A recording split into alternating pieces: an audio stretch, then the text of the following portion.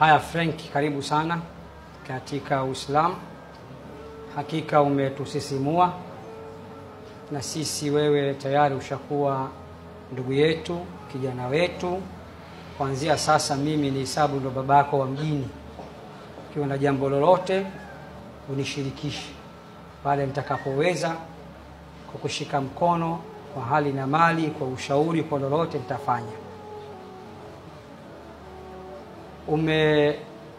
Umeonyesha uzuri wa Tanzania, upekee wa nchi hii, hata wasiokuwa Waislamu wanayaunga haya mashindano, na wewe ni miongoni mwa volunteer. Na ulipokuja ukaona mwisho ukasema hapana, kuna haja mimi sasa nijiunge nao kiimani na niwe Muislamu. Na hii ndio baraka ya Qur'ani na baraka ya haya mashindano.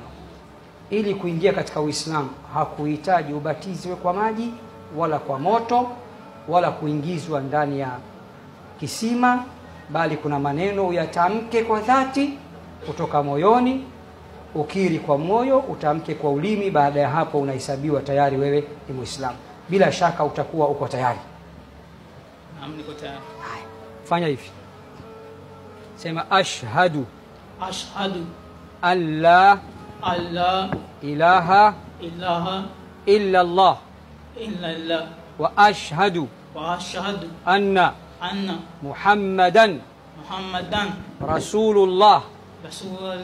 Nakiri kwa moyo, natamka kwa ulimi, ya kwamba hapana mola apasaye kuabudiwa kwa haki isipokuwa Mungu mmoja tu, hajazaa na wala hajazaliwa na hana mfano. Na nakiri kwa moyo na natamka kwa ulimi ya kwamba hakika ya Muhammad ni mtume wa Mungu na ni mtume wa mwisho.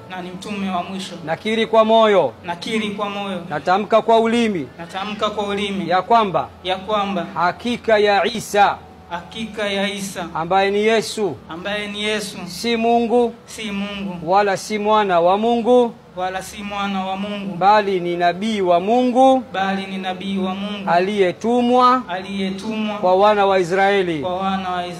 Takbir! Takbir! Hongera, tayari wewe ni Muislamu kwa maneno haya.